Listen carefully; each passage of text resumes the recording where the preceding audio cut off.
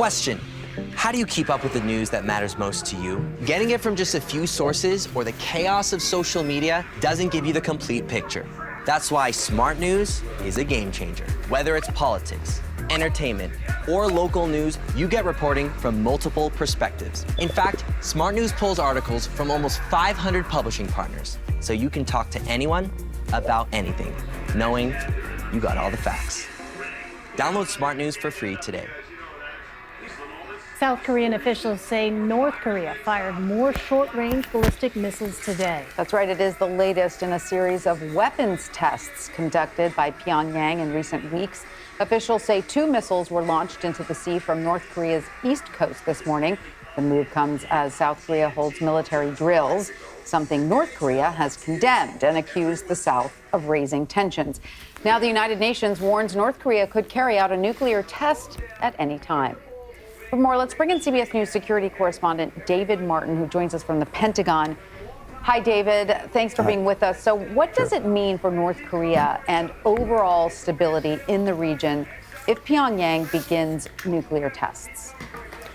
Well, North Korea has tested before 6 times. They've detonated an underground nuclear device, but the last time was in 2017. So a test now would end a 5-year moratorium. And it would undoubtedly bring a reaction from the U.S., South Korea, and Japan in the form of military exercises and a show of force.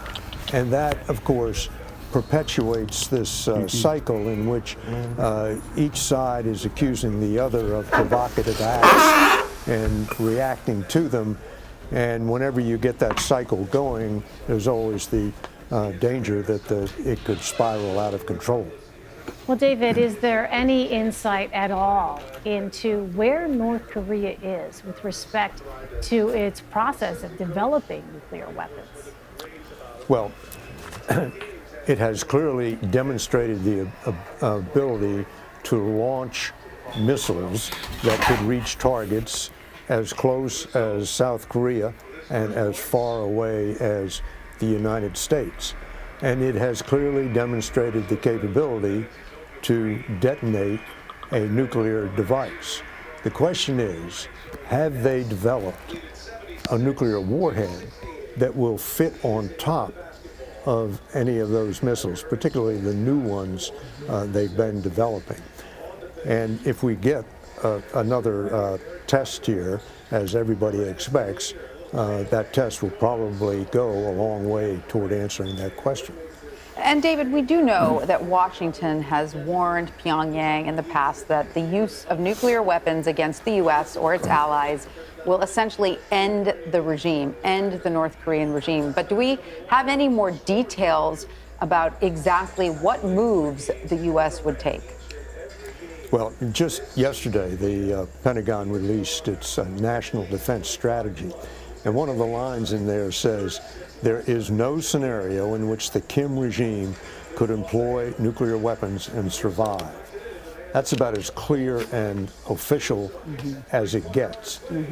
A nuclear attack on South Korea would, one, be an attack on an American ally, would be an attack on 28,000 American troops who are stationed there, not to mention all the American diplomats and American citizens.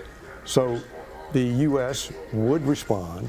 It has overwhelming military advantage over North Korea.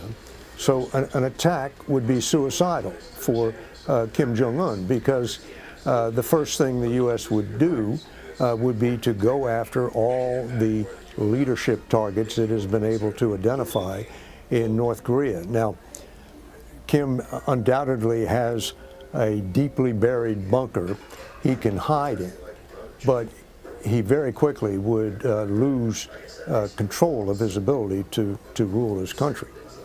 All right, David Martin at the Pentagon for us. David, thank you. Sure thing. Vegas was always one of the shows we look forward to. Shop one. First and foremost, I'd like to give all praises and glory and honor to Yahweh Ba'ashem, Yahweh Shai Ba'ashem, Wakar Kadash. double honors to the elders and apostles of Great Millstone, preaching his word truthfully and sincerely. And shalom to the Akim scattered through the four corners of the globe, preaching the word truthfully and sincerely. And shalom to the Akim, that be like unto the speckled bird, preaching the word truthfully and sincerely. And I say shalom to your Akim out there. And as you seen that clip I just showed you about the North Korea situation.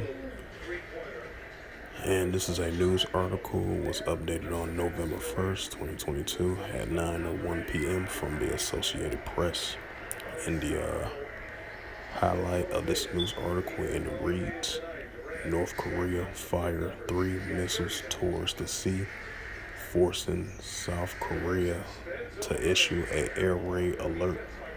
And this is the second time they did this, you know.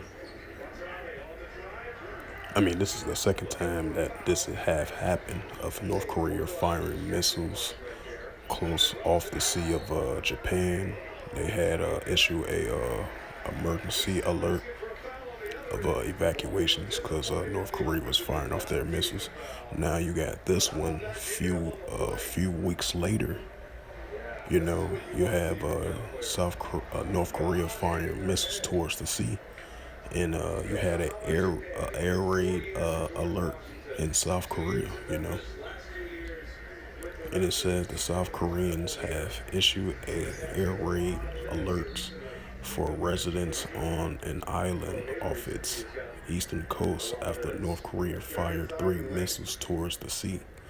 South Korea's Joint Chief of Staff said North Korea fired 3 short-range ballistic missiles Wednesday morning. Its eastern coast, the area of Wonshin, one of which landed near the Korean Eastern Sea boundary. It says the launch came after the North Korea issued a veiled threat to use nuclear weapons to get the U.S. and South Korea to pay the most horrible price in history in escalation its fury rhetoric, targeting the ongoing large-scale military drills between its rivals. Right, because I believe the drill is going to last for like another week or so between South Korea and the United States, I believe. The current drill that's going on right now, which has been underway for the past 2 days, I believe, and it's going to last for a whole week.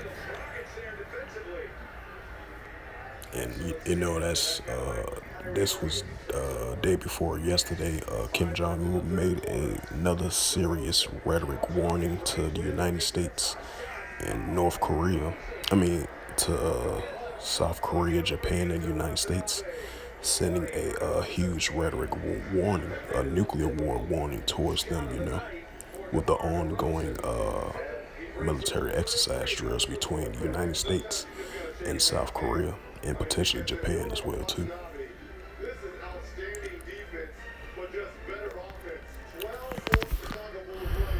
And this is the book of Joel, chapter 3, verse 10.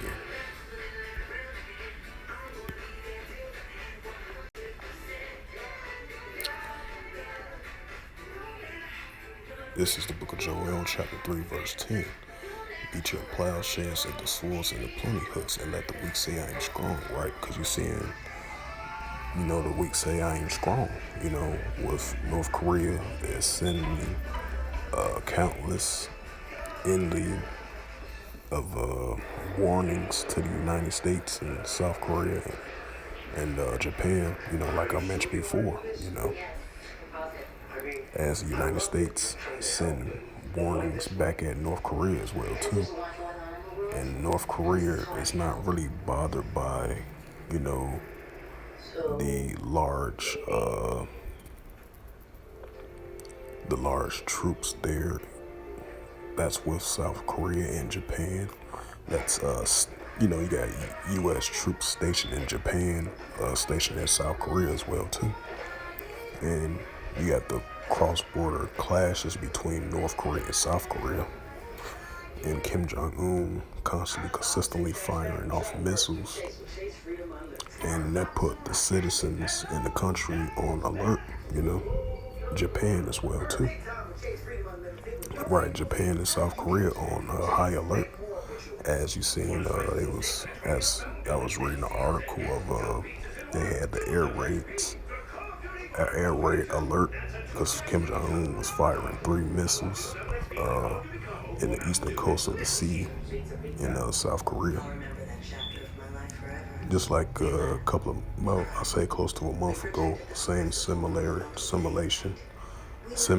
of when North Korea fired their missiles off the sea of Japan, and the citizens had that public PA announcer a warning that it was a missile launch across their country near towards the eastern sea of Japan. So that's that Joel 3:10 coming to full effect. Let the weak say I am strong, with these nations of North Korea, Iran, because I believe I did an article, sit-down lesson on regards to Iran is not going to give up their nuclear capability, same as with North Korea. They're not going to give up their nuclear capability.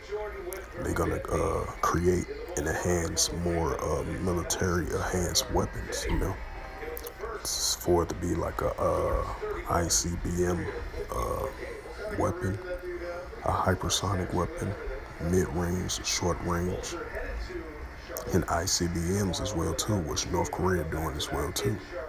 So that's why you're starting to see the increase and build-up of these nations, and let the weak say I am strong. And that's what we're seeing, And this is the book of Matthew 24:6. And ye shall hear of wars and rumors of wars. See that ye be not troubled, for all these things must come to pass, but the end is not yet. And I believe our beloved Elder Apostle Tahar, I was just looking at his video. He did like a 3-minute video, was saying like American troops have arrived on the American troops have arrived on Ukraine soil in their country, because I believe they're gonna still train Ukraine soldiers remotely as well too. So you got ground troops down there, while you still have the current tensions increasing between Russia and Ukraine. And then I did a lesson on, I'll say about a couple of hours ago, that Russia sent more hypersonic ballistic missiles to Belarus, because Russia and Belarus, they allies with one another, with the current Russia-Ukraine situation going on. Along with a couple of weeks ago that Russia sent 1,500 troops, and I believe they signed like a security assurance agreement between both countries of Belarus and Russia. So it goes to show you that these rumors of wars is heating up, and that Joel 3:10 is definitely coming to full effect. What the nation said, let the weak say I am strong. And you see in the strongs of these nations, their military capability, especially with, like I mentioned, the countries of, especially the countries like Iran and North Korea as well too, and many other countries right along as well too, showing their nuclear capability and strength. You can throw China in there as well too, Verse 7, Matthew 24:7. For nation shall rise against nations, and kingdom against kingdoms. And there shall be famines and pestilence and earthquakes in diverse places. Right, because we're seeing the increase of the nations rising up against nations, kingdom against kingdoms, Just like what I was about to say. It just came to my mind. Just like the tensions between Israel and Palestine, the cross-border conflict, Because as I mentioned before, Iran and Israel cannot get along with one another. And that clashes in parts of Africa. That's the nations against nations, the Congolese versus the Wakandan people, the nations. So you're seeing that increase. You're seeing tensions in the Middle East, Yemen, army government versus the Iranian Houthi-backed rebels. You're seeing that increase. Then you're seeing tension in Syria, Iraq, Yemen, cross borders between Syria and Israel. So, these rumors of wars are definitely heating up. It's not just only one place of nations going to war with each other, a war rhetoric, a war preparedness, of war ready like for these military exercise drills been increasing now more than ever from the year 2020 all the way into 2022. You're just not seeing it in one location. You're seeing it in many different locations, in many diverse places, especially throughout the Russia-Ukraine situation, the cross-border conflict in Yemen, all parts of Africa, in the Middle East, in Europe. So, these rumors of wars is all over the place. And these commotions of wars, rumors of wars, proxy wars between the nations and different kingdoms as well too. So it's definitely building up. Since I mentioned commotions of wars, I'm gonna bring out that scripture as well too. And this is the book of Luke. So that what's going on over there in South Korea is gonna intensify and heat up even more. Just like the same thing with the South China Sea. China, because I did an article a couple of weeks back of China is gearing up, preparing for a potential invasion of Taiwan. And, Beijing and Washington, that tension's increasing right along with China versus the United States. Because keep in mind that the United States looked at China as still a big threat, even though they've been having a lot of tension with Russia and North Korea and Iran.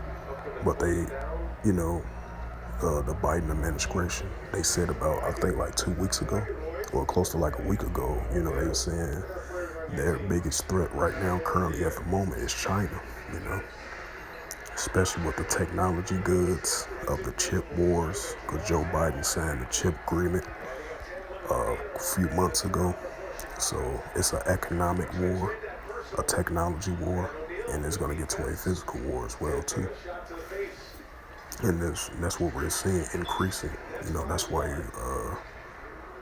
the Joel 3:9 is coming to full effect as well too. Wake up the mighty man and prepare for war. That's what we're seeing. That's why you're seeing it. That's why you're seeing commotions of wars and rumors of wars throughout the whole planet Earth. This is the book of Luke. This is the book of Luke, chapter 21, verse 9. But when ye shall hear of commotions, Salakia, Luke 21:9. But when ye shall hear of wars and commotions, be not terrified, for these things must first come to pass, but the end is not by and by. Right, because the reason why it's not the end yet, because more of these things are building up and increasing slowly but surely, that MOTB that's going to come along with the WW3, which is recorded in reference scripture 11 and Revelations 11 and 14, that Revelations 11 and 14 is going to be with that Revelations 13 and 16. All of them are going to come into full play together. Because our beloved Elder Malcolm mentioned, that before this WW3 fully get kicked off, that MOTB got to rolls around. It got to come around too, because that was prophesied for that to happen to that digital currency. Before all these wars pop off in the Middle East fully, once that fully comes, because we're seeing signs of that. Because that MOTB has to come first before this full war, you know, for it to happen, you know, and then we see increasing signs of that, you know. So with that, hope this lesson was edifying for In the News of November the 1st, 2022. On this Tuesday night, 8:35 p.m. Central Standard Time. So yeah, these rumors of wars is heating up between the nations and different kingdoms as well too. It's only going to heat up more and more and more because we're seeing it now more than ever on a daily basis. These rumors is constantly heating up by the day. And as soon as we see it on the news, you know. So with that, I'd like to give all praises and glory and honor to Yahweh Ba'Hashem, Yahweh Shai, Ba'Hashem, Wakakadash. Double honors to the elders and apostles of Great Millstone, preaching this word truthfully and sincerely. And shalom to the Akim, scattered through the four corners of the globe, preaching the word truthfully and sincerely. And shalom to the Akim, that be like unto the speckled bird, preaching the word truthfully and sincerely. And until next time, I will say shalom and above.